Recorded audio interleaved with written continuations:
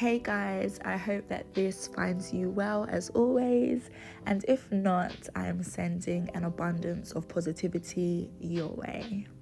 Now, music and life is synonymous for me, but every now and again, I have to speak on things that I see and how I see it to hopefully ignite a positive change within ourselves, our families, and communities.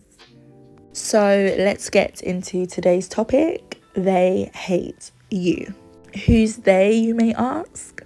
Your parents, your siblings, your partner, your friends, quote unquote, extended family, and the list can go on and on and on.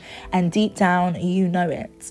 You feel it before the inconsistencies show up. The side eyes, the setups, the lack of action, the lack of support, the lack of guidance. They hate you. We're going to break it down in a general sense, and then we're going to take a spiritual look. But before I can do this, what is hate? Hate is spiritual poison. To be hateful is to be removed from divine love, and you have to accept internal decay. This manifests as destruction, violence, rage, disgust, obsession, dehumanization, harm, or allowing another to be harmed, just to name a few. Let's start from the beginning. Our conception. Many of us were conceived in hateful environments through rape, manipulation, abusive relationships, self-hating relationships, subjugating relationships. Before you were ever born, there had been tensions festering. Your parents walked around with wounds they never healed.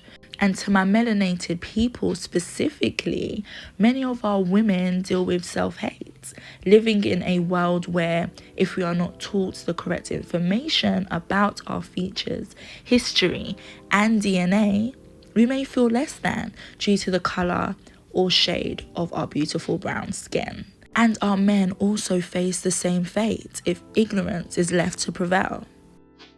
Now imagine what happens when these two unhealed people come together. Bubbling under the surface, there is resentment, a countdown to conflict. Imagine your existence beginning bankrupt on love, with two people hoping that the other will fix a hole only they can fill themselves. Then bam, baby you arrives. Not by choice, not by planning, but as something that just occurred. So before you have even taken your first breath, your parents were fighting battles within themselves and each other. Now, energy cannot be destroyed, so you absorb that. Absorb that. You grew up in a war that existed before you were ever even thought of, and one that you didn't start, but that you grow up wearing all of the scars. Knowingly and unknowingly, your parents hand down their pain in their comments, their limited beliefs, their inability to have healthy discord, the silent treatment, their pressure to succeed, whatever that even is. Pressure to obey, pressure to fix what was broken way before your unplanned arrival. They think that it's enough to provide the basic necessities for your survival. Food, shelter, warmth, but where's the love? Where's the guidance so that generational curses can be dismantled? Where's the provision for a better way? Where's the care for you to develop into your own person under the cloak of absolute safety? It can't exist where hate has been allowed to fester. I don't understand how as a parent you cannot prepare your child for this world. And that lack of preparedness brings me on to my next point. That energy that you was born into and raised in sticks. So now you go out into the world and attract the same patterns that was in your childhood home. Friends who turn cold, resent your confidence, your beauty, your success. People who prefer you weak, mute, and stunted. And you accept this hateful behavior because you were trained to without even knowing it. You have never lived in an environment where you have been fully supported and truly loved. Hate was the first language that you were taught.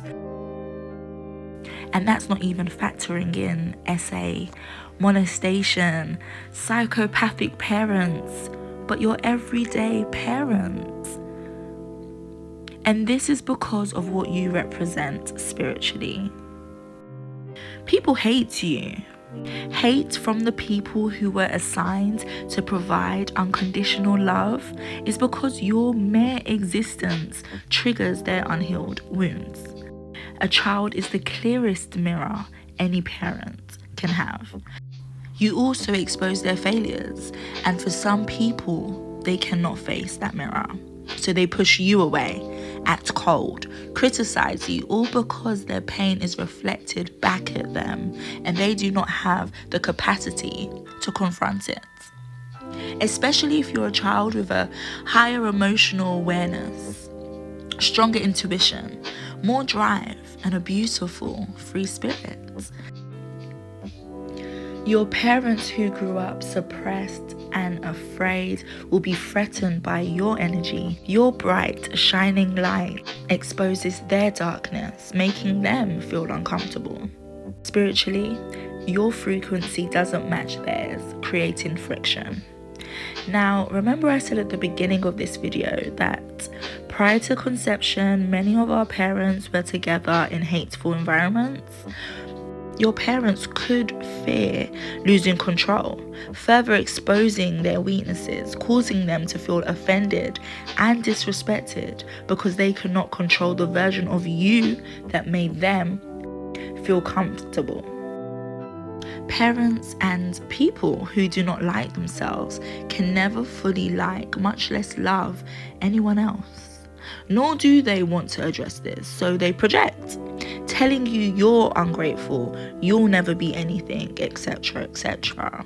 The root is their unresolved pain, screams of their own dark internal battle. Your growth, physical, mental, and spiritual, threatens their stagnation. Your evolution exposes their inability to heal things and address things that should have been dealt with way before your birth. You doing it brings up fear, jealousy, resentment, and even competition. You dismantle their shaky, unserving foundation. Now, I can also appreciate that some parents were not raised in love and thus have no idea how to display it. Some parents were raised at a time when affection was weakness, emotions were unsafe, and survival came before love. It's not your responsibility to handle the shockwaves of individuals, might even be your parents, who are vibrating hate just because you happen to be close enough. Once you identify it for what it is, whether it's from a parent, a friend, family, understand that it's caused by tension between your soul's growth and their unhealed wounds. It's an energy clash between frequencies. You are not the problem. You're simply the reminder, the mirror, and the catalyst for change. You were born to break cycles they never had the strength to face. That's why it feels personal, but I promise you it's not. You will not inherit their wounds. You're here to end them. And that is worth everything. Stay real, stay focused, and remember who you are. And if you have never felt love or grown up in a loving environment, I love you. And I hope that one day you truly love yourself. As always, peace